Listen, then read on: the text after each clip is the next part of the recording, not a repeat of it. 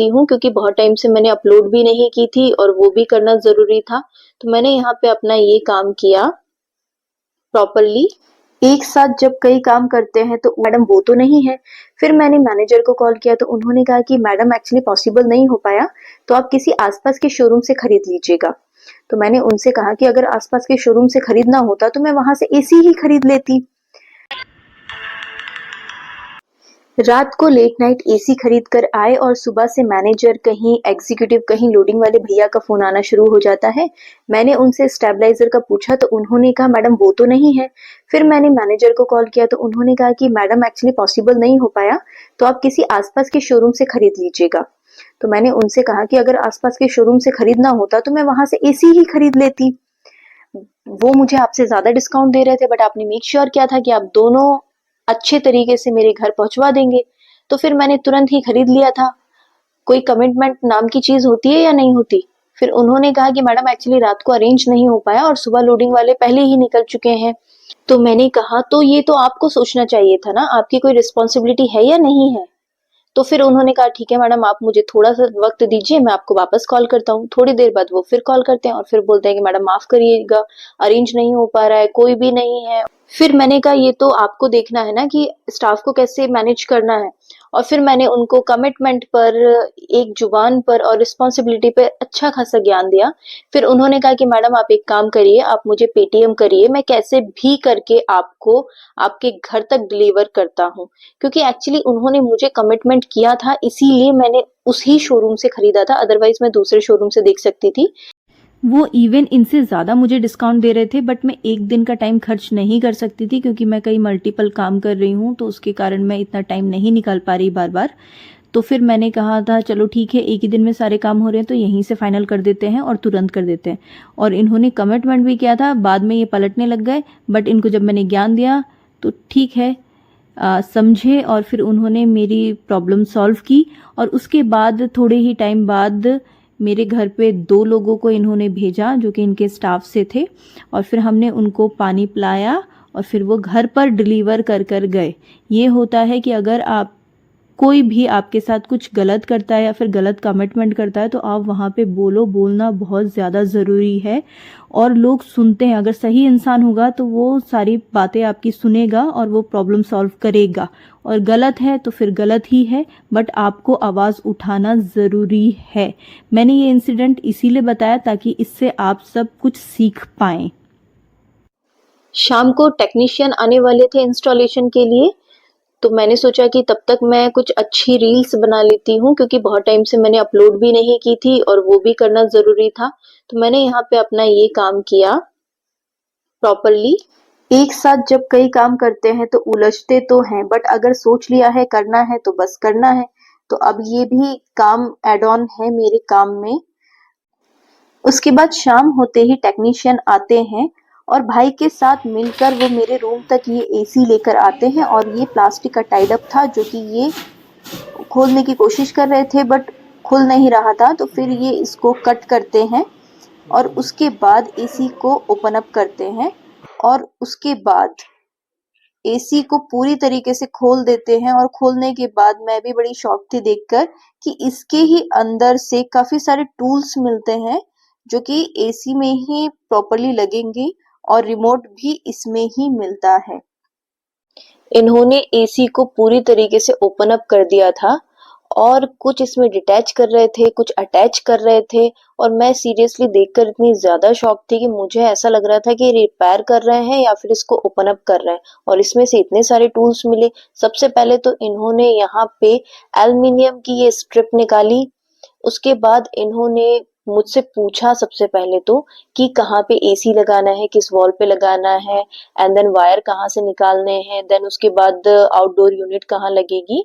उसके बाद इन्होंने यहाँ पे, जब मैंने इनको ये वाली वॉल बताई तो फिर इन्होंने यहाँ पे स्ट्रिप लगाई एंड देन उसको मेजर करना शुरू कर दिया। सबसे पहले उन्होंने ये एल्युमिनियम की स्ट्रिप निकाली वॉल पर लगाने के लिए, और ये सारे टूल्स हैं, इसकी मदद से ये सारे काम करेंगे एसी इंस्टॉलेशन की।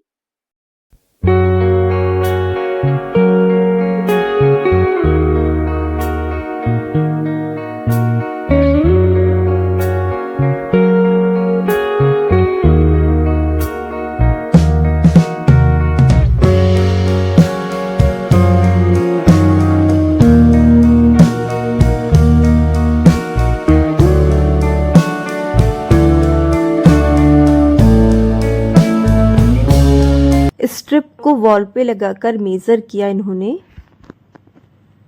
फिर इन्होंने वॉल को भी मेजर किया। उसके बाद हैमर के थ्रू इस स्ट्रिप को वॉल पर ठोक दिया और देन रिफ्लेक्शन की इनको कमी लग रही थी तो इन्होंने भाई से बोला। देन यहाँ पे एक और बल्ब लगाया गया स्पेसिफिक एरिया पे ताकि रिफ्लेक्शन पड़े और इनको पूरी तरीके से लाइट अप मिले। तो फिर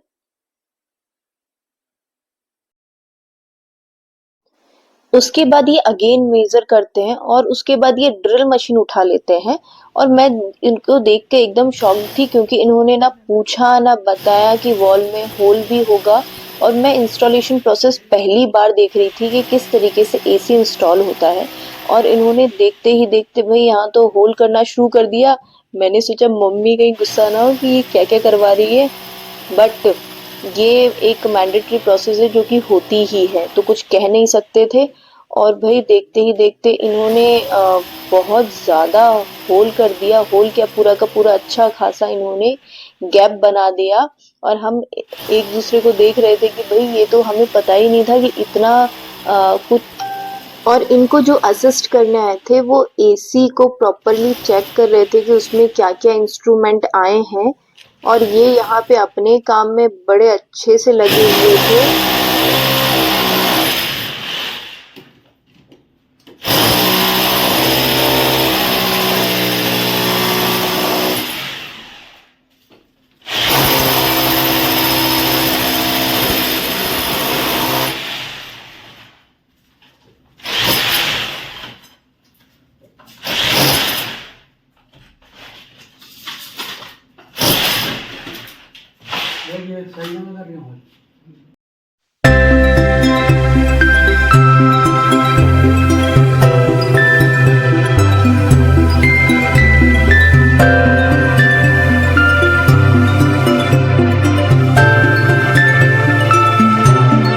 ये बहुत ही ज्यादा स्पीड अप काम कर रहे थे और देखते ही देखते इन्होंने तो भैया इतना गैप कर दिया कि ऐसा लग रहा था छोटी सी खिड़की बना दी हो।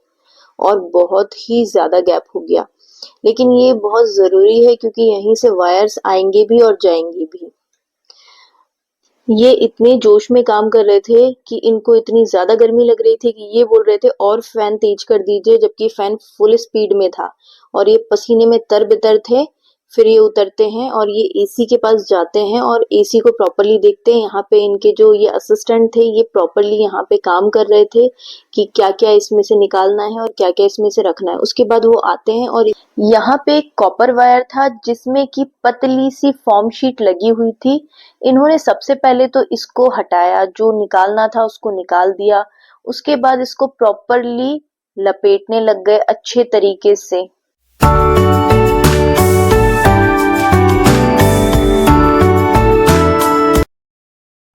देन इन्होंने टेप लिया और उसको टेपिंग शुरू कर दी। मैं बस इसको देख रही थी कि ये किस तरीके से इसको बाइंड कर रहे हैं। उसके बाद इन्होंने फिर से टेपिंग करी इस पे और पूरी तरीके से इसको बाइंड कर दिया।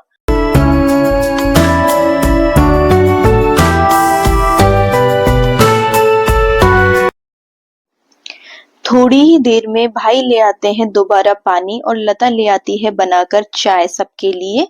बट ये अपने काम में इतने ज्यादा फोकस्ड थे टेक्नीशियन कि पूछो मत। उनको कोई सूझबूझ है ही नहीं, वो बस अपना काम किए जा रहे हैं। बहुत ही ज्यादा मेहनती हैं भाई। मैं तो देख कर रह गई इनका हार्ड वर्क। बहुत अच्छे और साफ सुथरे तरीके से ये काम कर रहे थे।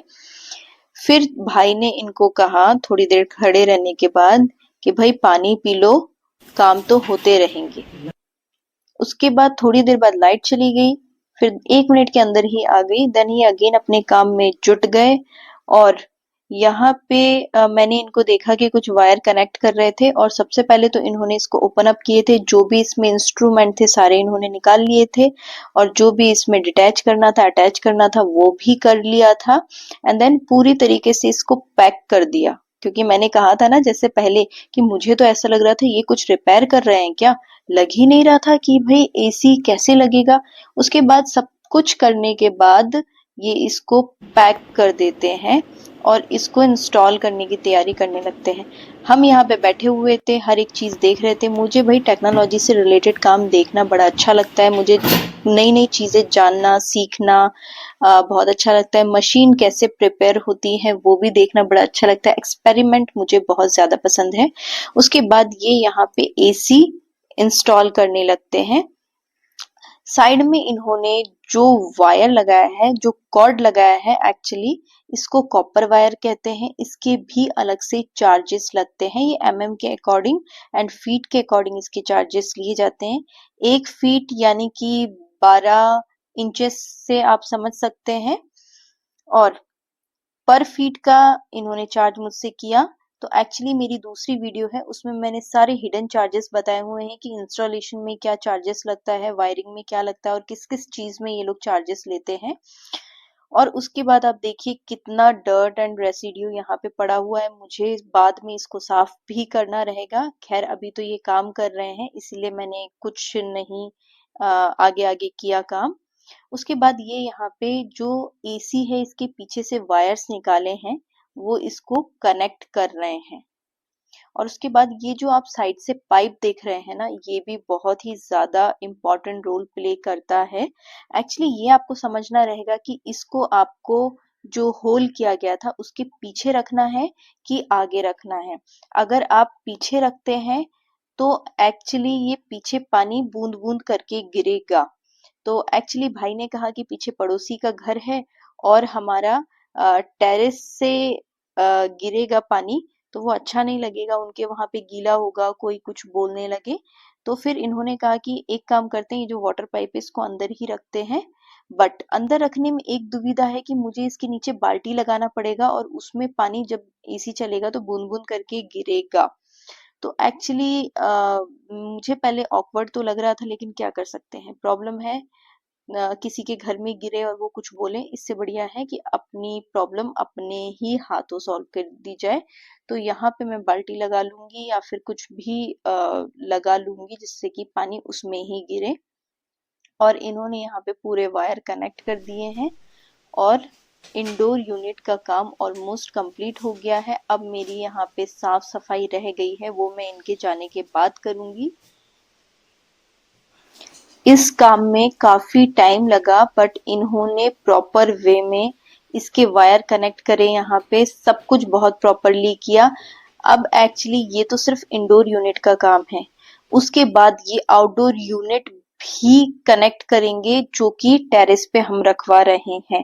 एक्चुअली मुझे मैनेजर ने बताया था कि एसी के जस्ट पीछे रखिएगा तो बहुत अच्छा होगा, लेकिन पीछे वही प्रॉब्लम है कि दूसरे के टेरेस पे प्रॉब्लम ना हो, इसीलिए हमने इसको टेरेस पे ही रखवाया। अदरवाइज कहीं और रखवाते तो कॉर्ड बहुत लंबा लगता